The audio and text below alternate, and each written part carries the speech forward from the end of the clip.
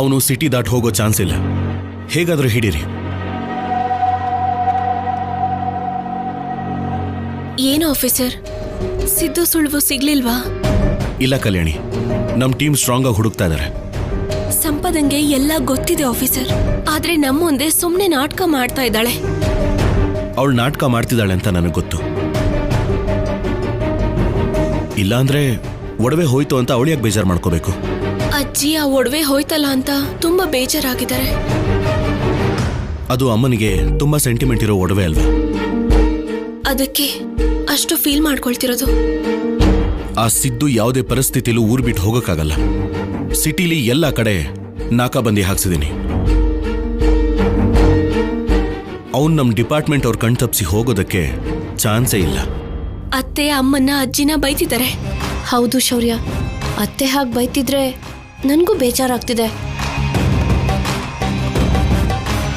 ಆ ಸಿದ್ದು ಈ ರೀತಿ ಮಾಡ್ತಾನೆ ಅಂತ ನಾನು ಅನ್ಕೊಂಡಿರ್ಲಿಲ್ಲ. ನೀನೇನ್ ಬೇಜಾರು ಮಾಡ್ಕೋಬೇಡ. ಈ ಸಲ ಸಿದ್ದು ಸಿಕ್ಕಿದ್ರೆ ಎನ್ಕೌಂಟರ್ ಮಾಡೋದು ಗ್ಯಾರಂಟಿ.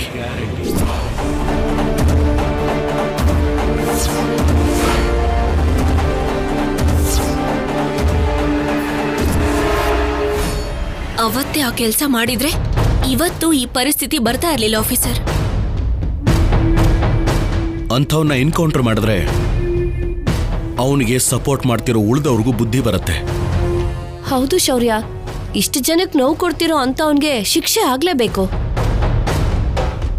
ಅವನಿಗೆ ಸಹಾಯ ಮಾಡೋರು ಈ ಮನೆಯಲ್ಲೇ ಇದ್ದಾರೆ. ಅದಕ್ಕೆ ಅವನು ಧೈರ್ಯವಾಗಿ ಮನೆಗೆ ಬಂದು ನಮ್ ಕಣ್ಣಿಗೆ ಬೀಳ್ದ ಹಾಗೆ ಒಡವೆನ ಕದಿಯೋಕಾಗಿರೋದು.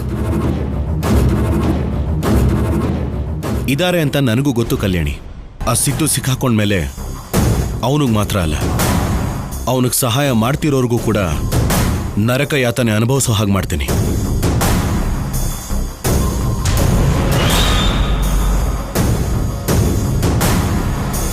ಈ ಸಲ ಸಾವು ಗ್ಯಾರಂಟಿ.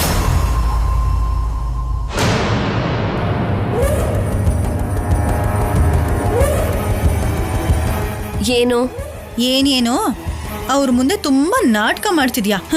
ನೀನ್ ಕಣ್ಣೀರ್ ಹಾಕಿ 4 ಕಟ್ಕತೆ ಹೇಳ್ತಿದ್ದಾಗೇನೆ ನಂಬಿಡ್ತಾರೆ ಅನ್ಕೊಂಡಿದ್ಯಾ? ಏನ್ ನಡೀತು, ಹೇಗ್ ನಡೀತು ಅನ್ನೋದು ನಮಗ್ ಗೊತ್ತು. ಆದ್ರೆ ಗೊತ್ತಿಲ್ದೇ ಇರೋ ಹಾಗೆ ಎಲ್ರು ನಂಬೇಕು ಅಂದ್ರೆ ಅಷ್ಟು ಮಾತ್ರ ಪರ್ಫಾರ್ಮೆನ್ಸ್ ಕೊಡ್ಬೇಕಲ್ಲ. ಸರಿ, ಎಷ್ಟೇ ಪರ್ಫಾರ್ಮ್ ಮಾಡಿದ್ರು ಅವ್ರಿಗೆ ನಿನ್ ಮೇಲೆ ಅನುಮಾನ ಹೋಗಿಲ್ಲ ಬಿಡು. ಅನ್ಕೊಂಡಾಗೆ ಬಂಗಾರ ಕಳ್ತನ ಮಾಡಿದ್ರು ಅಲ್ವಾ? ನನ್ ಶೇರ್ ನನಗೆ ಯಾವಾಗ ಕೊಡ್ತೀರಾ? ಎಷ್ಟು ಬರುತ್ತೆ ಅನ್ಕೊಂಡಿದೀರಾ ನಿಮ್ ಶೇರ್? ನಮ್ ಅಮ್ಮ ಸೇರಿ 4 ಜನ ಇರೋದಕ್ಕೆ 4 ಪಾಲು. ಆದ್ರೂ ಅಷ್ಟು ಆಸೆ ಪಡೋದು ಹೇಗೆ ಹೇಳಿ? ಕಷ್ಟ ಎಲ್ಲ ನಮ್ದು, ಇದ್ರಲ್ಲಿ ನೀವು ಮಾಡಿದ್ದೇನಿದೆ ಹೇಳಿ? ಭಯ ಪಡ್ತಾ ನೋಡೋದ್ ಬಿಟ್ರೆ ಇದು ತುಂಬಾ ಚೆನ್ನಾಗಿದೆ. ನಾನು ಈ ಮನೇಲಿ ಇದ್ದು ನಿಮಗ್ ಸಹಾಯ ಮಾಡೋದೇ ಕಷ್ಟವಾದ ಕೆಲ್ಸ. ನಿಮ್ಗೆ ಆವಾಗವಾಗ ಎಲ್ಲ ವಿಷಯನೂ ತಿಳಿಸಿದ್ದೆ ನಾನು. ನಿನ್ನೆ ಕಳ್ತನ ಕೂಡ ಅಷ್ಟು ಇಷ್ಟು ಸಹಾಯ ಮಾಡಿದ್ದೆ ನಾನು. ಸರಿ ಬಿಡಿ, ಏನೋ ಒಂದಷ್ಟು ಕೊಡ್ತೀವಿ. ಅದೇನೂ ಆಗಲ್ಲ. ಕಾಲ್ ಭಾಗ ನನಗ್ ಬೇಕು, ಇಲ್ಲ ಅಂದ್ರೆ ಶೌರ್ಯಂಗ್ ಹೇಳ್ಬಿಡ್ತೀನಿ. ನಿಮಗ್ ಶೇರ್ ಇಲ್ದೆ ಹೇಗಿರುತ್ತೆ? ಏನಂತೀರೋ ಅಂತ ಸುಮ್ನೆ ತಮಾಷೆ ಮಾಡ್ದೆ ಅಷ್ಟೇ. ಮತ್ತೆ ನನ್ ಪಾಲ್ ಯಾವಾಗ ಕೊಡ್ತೀಯಾ? ವಾತಾವರಣ ನೋಡ್ತಿದ್ದೀರಾ ಅಲ್ವಾ ಎಷ್ಟು ಬಿಸಿ ಆಗಿದೆ ಅಂತ. ಇವಾಗ ನಾವು ಯಾವುದೇ ಸ್ಟೆಪ್ ತಗೊಳೋದಕ್ಕಾಗಲ್ಲ. ಬಂಗಾರನ ನಿಜವಾಗ್ಲೂ ಹೊರಗಡೆ ತರಕ್ಕಾಗಲ್ಲ. ಎಲ್ಲ ಸರಿ ಹೋಗೋದಕ್ಕೆ 4 ದಿನ ಆಗುತ್ತೆ. ಅಷ್ಟರಲ್ಲಿ ಸಿದ್ದು ಎಲ್ಲಿದ್ದಾನೆ, ಏನ್ ಮಾಡ್ತಿದ್ದಾನೆ ಅಂತ ತಿಳ್ಕೋಬೇಕು. ಅದೇಗ್ ತಿಳ್ಕೊತೀವಿ? ಪೊಲೀಸರು ಟ್ರೇಸ್ ಮಾಡ್ತಾರೆ ಅಂತ ಫೋನ್ ಉಪಯೋಗಿಸಲ್ಲ ಅಲ್ವಾ? ಅದಕ್ ನಾವೇನ್ ಮಾಡ್ಬೇಕು? ಸಿದ್ದು ಪ್ಲಾನ್ ಏನನ್ನೋದು ಒಂದು ಕ್ಲೂ ಬಿಟ್ಟು ಹೋಗಿರೋ ಮೂಲಕ ನಮಗ್ ಗೊತ್ತಾಗುತ್ತೆ. ಕ್ಲೂ ಬಿಟ್ಟಿರ್ತಾನ? ಏನದು? ಇಂಥ ವಿಷಯಗಳು ನನಗೂ ಸಿದ್ದುಗೂ ಮಾತ್ರ ಗೊತ್ತಾಗತ್ತೆ. 3ನೇ ವ್ಯಕ್ತಿಗೆ ಗೊತ್ತಾಗ್ಬಾರ್ದು. ಅಂದ್ರೆ ನನಗ್ ಕೂಡ ಹೇಳಲ್ವಾ? ಕಿರ್ಚಬೇಡಿ, ನಿಮಗೆ ಮುಖ್ಯವಾಗಿ ಹೇಳ್ಬಾರ್ದು. ನೀವು ಕೇಳಿದ್ ನಿಮ್ ಪಾಲು ನಿಮಗ್ ಬರುತ್ತೆ. ಆಮೇಲೆ ಏನು ಗೊತ್ತಿಲ್ಲದಿರೋ ಹಾಗೆ ನಿಮ್ ಕೆಲ್ಸ ನೋಡ್ಕೊಳ್ಳಿ. ಹುಷಾರು, ಗೋಡೆಗಳಿಗೂ ಕಿವಿ ಇರುತ್ತೆ.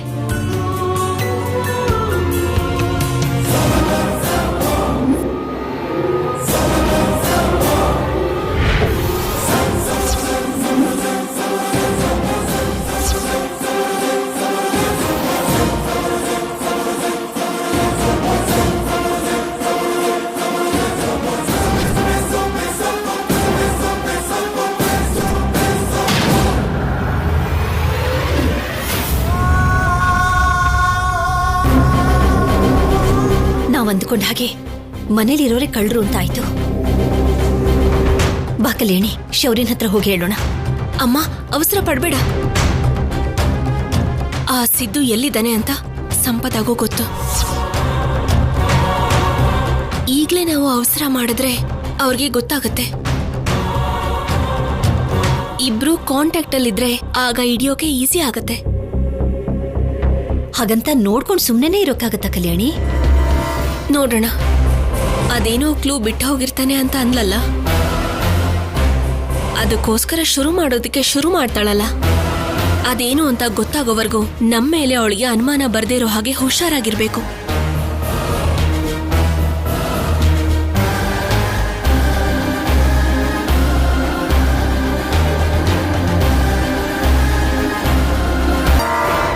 ಆಫೀಸರ್, ನೀವು ಅನುಮಾನ ಪಟ್ಟ ಹಾಗೆ ಈ ಕಳ್ತನ ನಡೆಯೋಕೆ ಮನೇಲಿರೋರೇ ಸಹಾಯ ಮಾಡಿದ್ದಾರೆ.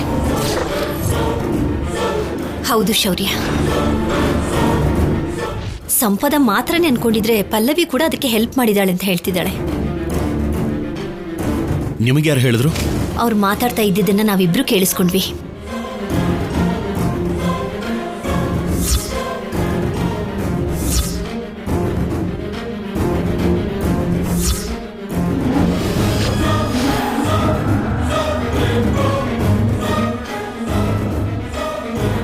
ಹೌದಾ? ಅವರಿಬ್ಬರ ಮಾತಿನ ಪ್ರಕಾರ ಸಿದ್ದುನೇ ಒಡವೆನ ಕಳ್ತನ ಮಾಡಿದ್ದಾನೆ ಅಂತ ಅರ್ಥ ಆಯ್ತು. ಇದರಲ್ಲಿ ಸಂಪದನ್ ಕೈವಾಡ ಮಾತ್ರನೇ ಇರುತ್ತೆ ಅನ್ಕೊಂಡ್ವಿ. ಆದ್ರೆ ಪಲ್ಲವಿ ಕೂಡ ಇದರಲ್ಲಿ ಶೇರ್ ಸಿಕ್ಕುತ್ತೆ ಅಂತ ಮನೆ ಕಳ್ಳಿಯಾಗಿ ಬದಲಾಗಿದ್ದಾಳೆ. ಛೇ, ಈ ಮನೆಗೆ ಸೊಸೆಯಾಗಿ ಬಂದ್ರು ಅವಳು ಆ ಮನೆಗೆ ಸೇರ್ದವಳಲ್ವಾ? ಆ ಬುದ್ಧಿ ಇನ್ನೂ ಹೋಗಿಲ್ಲ ಅನ್ಸುತ್ತೆ. ಛೇ, ಈ ಮನೆ ಒಡವೆ ಮೇಲೆ ಸೊಸೆ ಆಗಿ ಅವಳಿಗೂ ಹಕ್ಕಿದ್ಯಲ್ಲ. ಹಾಗಿದ್ಮೇಲೂ ಅವಳು ಯಾಕೆ ಹಾಗೆ ಮಾಡಿದ್ಲು ಅರ್ಥ ಆಗ್ತಿಲ್ಲ. ಅವ್ರು ಹಾಗೇನೆ ಹುಟ್ತಾನೆ ಬಂದಿರೋ ಬುದ್ಧಿ, ಅವ್ರು ಬದಲಾಗಲ್ಲ. ಈಗೇನ್ ಮಾಡೋದು ಶೌರ್ಯ? ಅವ್ರೇನೋ ಕ್ಲೂ ಇದೆ ಅಂದ್ರಲ್ವಾ? ಆ ಕ್ಲೂ ಏನು ಅಂತ ತಿಳ್ಕೊಂಡ್ರೆ ಆ ಸಿದ್ದು ಮತ್ತೆ ಒಡವೆಗಳು ಎರಡೂ ಸಿಕ್ಬಿಡತ್ತೆ. ಆ ಕ್ಲೂಗೋಸ್ಕರ ಸಂಪದ ಟ್ರೈ ಮಾಡ್ತಾಳೆ. ಆಗ ಹಿಡಿದ್ರೆ ಸರಿ ಹೋಗುತ್ತೆ. ಮನೆ ಗೌರವನ ಕಾಪಾಡಬೇಕಾಗಿರೋರೇ ಹೀಗೆಲ್ಲ ಮಾಡಿದ್ರೆ ಏನ್ ಹೇಳೋಕ್ಕಾಗುತ್ತೆ? ಅಗತ್ಯ ಸಾಲ ಮಾಡ್ಸತ್ತೆ, ಆಸೆ ತಪ್ಪು ಮಾಡ್ಸತ್ತೆ. ಆಸೆಗೆ ತಲೆ ಬಾಗಿದ್ರೆ ನಾಳೆ ಎಲ್ರ ಮುಂದೆ ತಲೆ ತಗ್ಸೋದು ತಪ್ಪೋದಿಲ್ಲ.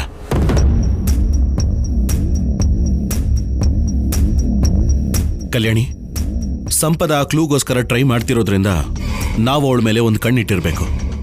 ಸರಿ ಆಫೀಸರ್.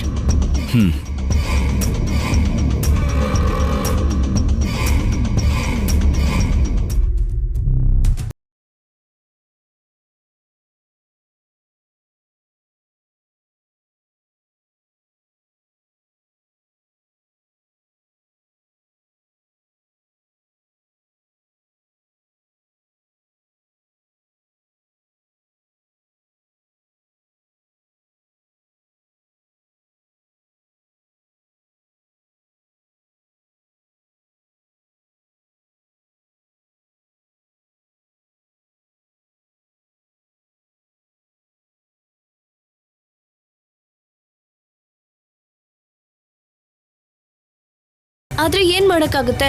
ಬೆಳಗ್ಗೆಯಿಂದ ಏನು ತಿಂದಿಲ್ವಲ್ಲ, ಏನೋ ಸ್ವಲ್ಪ ತಿಂದು ಮತ್ತೆ ಬೇಜಾರ್ ಮಾಡ್ಕೋಬಹುದು. ಬನ್ನಿ.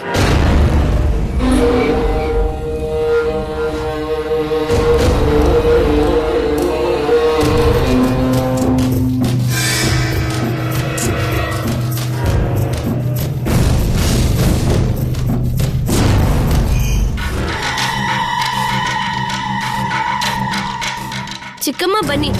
ಒಬ್ಳೆ ತಿನ್ಬೇಕು ಅಂದ್ರೆ ಕಷ್ಟ ಆಗುತ್ತೆ.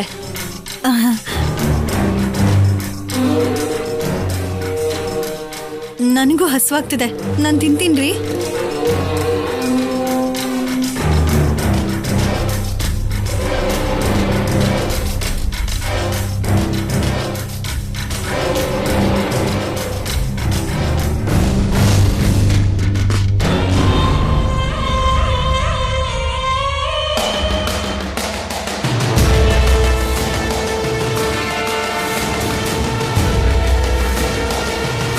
ಅಜ್ಜಿ ನೀವು ತಾತ ಇಬ್ರು ಬನ್ನಿ.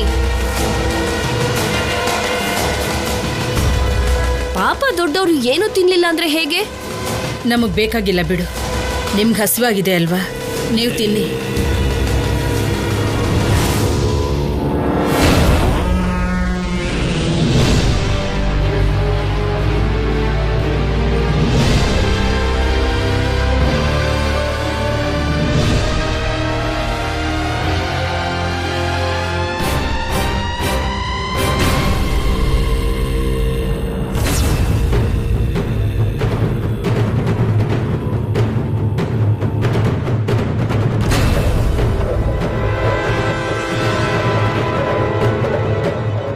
ಮನೇಲಿರೋ ಪರಿಸ್ಥಿತಿ ಏನು? ಮನೇಲಿ ಕಳ್ತನ ಆಗಿದೆ ಅನ್ನೋ ದುಃಖ ಕೂಡ ಇಲ್ಲದೆ ಹೇಗೆ ತಿಂತಾ ಇದ್ದೀರಾ ನೀವು? ಇಷ್ಟೊತ್ತವರೆಗೂ ಅಳ್ತಿದ್ವಲ್ಲ ಅತ್ತೆ.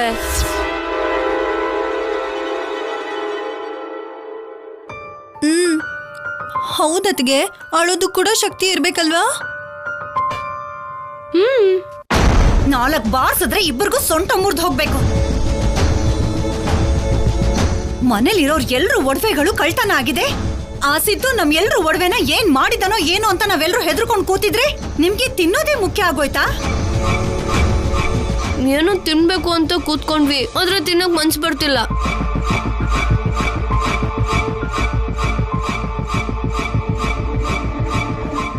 ಬಂಗಾರ ಹೋಯ್ತು ಅಂತ ನನ್ನಲ್ಲಿ ನಾನು ಎಷ್ಟೋ ಅನ್ಭವಿಸ್ತಿದ್ದೀನೋ ನಿಮ್ಗೆ ಅರ್ಥ ಆಗ್ತಿಲ್ಲ. ಅವಾಗಿಂದ ನಾನು ನೋಡ್ತಾನೆ ಇದ್ದೀನಿ. ನೀನೇನೆ ಸ್ವಲ್ಪ ಹೊತ್ತು ಅಳ್ತ್ಯಾ, ದುಃಖ ಪಡ್ತಿದ್ದೀನಿ ಅಂತ್ಯಾ. ಅಷ್ಟಕ್ಕೂ ನಿನ್ಗೇನ್ ಸಂಬಂಧ ಅಂತ ಅಳ್ತಿದ್ಯೆ?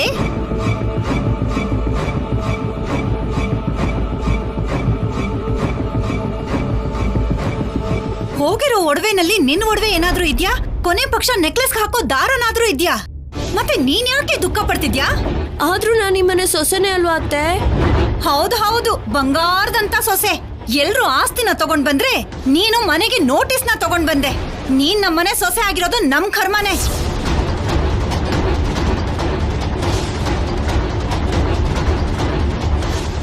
ನನ್ಗ್ಯಾಕೋ ನಿನ್ನ ಮೇಲೆ ಅನುಮಾನ ಬರ್ತಿದೆ ಕಣೆ, ನಿನ್ನ ಅಳುನ ನೋಡ್ತಾ ಇದ್ರೆ.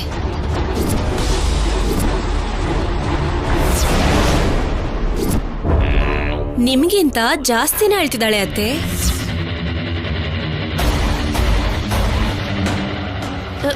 ಏನ್ ನೀವೆಲ್ರು ಯಾಕೆ ಅಳೋದಕ್ಕೂ ಕೂಡ ಕೋರ್ಟಿಂದ ನೋಟಿಸ್ ತರ್ಬೇಕಾ? ಏನೇ ನಾಲ್ಗೆ ಸಡ್ಲ ಆಗ್ತಿದೆ? ಬಾಯ್ ಬಿಟ್ರೆ ನಾಲ್ಗೆ ಕಿತ್ತು ಕೈ ಕೊಟ್ಬಿಡ್ತೀನಿ.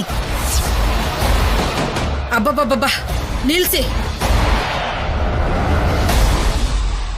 ಕಳ್ಳತನ ಆಗಿದೆ, ಬಂಗಾರ ಹೋಗಿದೆ ಅನ್ನೋ ನೋವಿಗಿಂತ ನಿಮ್ ಗಲಾಟೆ ತಡ್ಕೊಳ್ಳೋದೇ ಕಷ್ಟ ಆಗಿದೆ.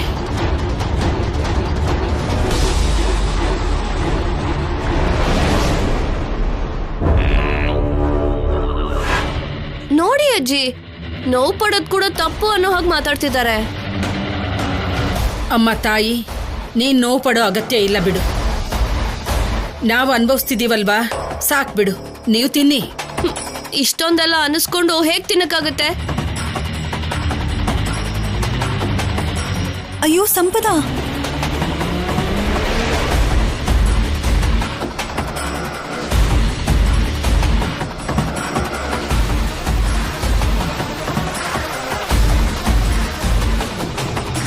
ತಟ್ಟೆ ಖಾಲಿ ಮಾಡಿ ಏನೂ ತಿಂದೇ ಇಲ್ಲ ಅನ್ನೋ ಹಾಗೆ ಬಿಲ್ಡಪ್ ಕೊಡ್ತಾ ಇದ್ದಾಳೆ. ಏನು ಇನ್ನೂ ಅನ್ನೊಂದು ಮುಂದೆ ಕೂತಿದ್ಯಾ? ನಿನಗೇನು ಅನ್ಸಲ್ಲ ಅಲ್ವಾ? ನಿನ್ ತಮ್ಮ ಕಳ್ತನ ಮಾಡಿದಾನೆ ಅನ್ನೋ ಆನಂದದಲ್ಲೇ ಇರ್ತೀಯ ಅನ್ಸುತ್ತೆ.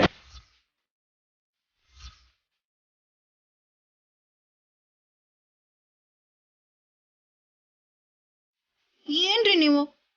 ಕಳ್ತನ ಆದ್ರೆ ನನಗೂ ನೋವಾಗುತ್ತೆ ಅಲ್ವಾ?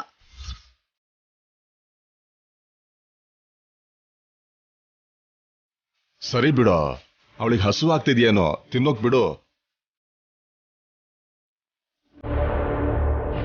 ಏನಪ್ಪ ತಿನ್ನೋದು? ನಮಗಾಗದೇ ಇರೋ ಹಸುವು ಅವ್ರಿಗೆ ಹೇಗಾಗತ್ತೆ? ಯಾವುದೇ ಯೋಚನೆ ಇಲ್ಲದೆ ತಿಂತಾ ಇದ್ದಾರೆ ಅಂತಂದ್ರೆ ಮನ್ಸಲ್ಲಿ ಯಾವ ಸಂಕಟನೂ ಇಲ್ಲ ಅಂತ ತಾನೆ?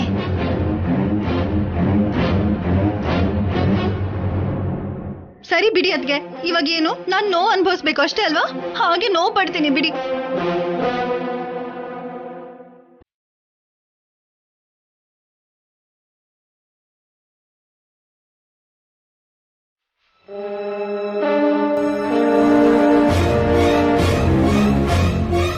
ಎಲ್ರೂ ಒಂದೇ ಮನೇಲಿ ಇರ್ತಿದೀವಿ ಅನ್ನೋ ಮಾತೇ ಹೊರತು ಅವ್ರ ದಾರಿ ಅವ್ರಿಗನ್ನೋ ಹಾಗೆ ವರ್ತಿಸ್ತಿದ್ದಾರೆ.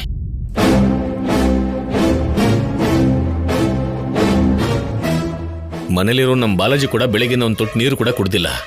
ಅವನಿಗಿಲ್ದಿರೋ ನೋವು ಕೂಡ ಅವ್ರಿಗಿಲ್ಲ ಅಂತಂದ್ರೆ ಹೇಗತ್ತಮ್ಮ?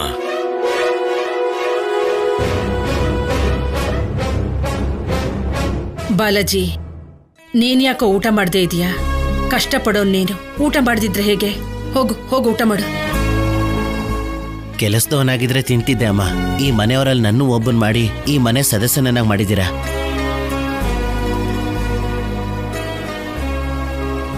ನೀವ್ಯಾರೂ ತಿಂದೇನೆ ನಾನ್ ಮಾತ್ರ ಹೇಗ್ ತಿನ್ಬೇಕಮ್ಮ?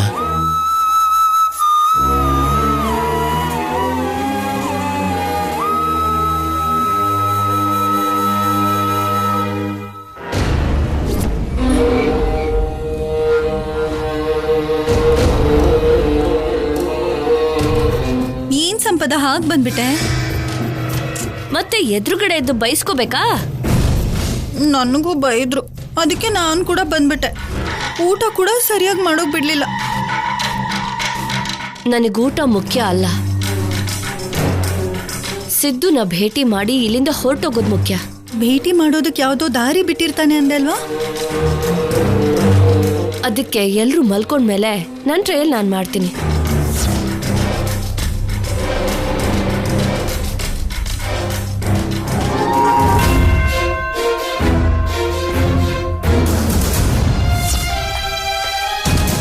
ಏನ್ ಟ್ರಯಲ್ ಮಾಡ್ತಿದ್ದಾಳೆ?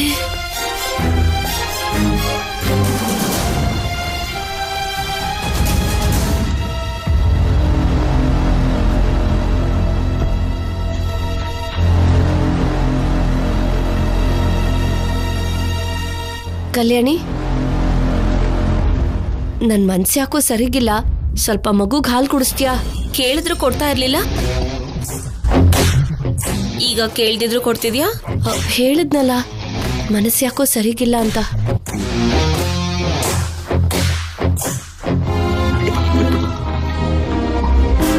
ಸರಿ ಕೊಡಿಲಿ.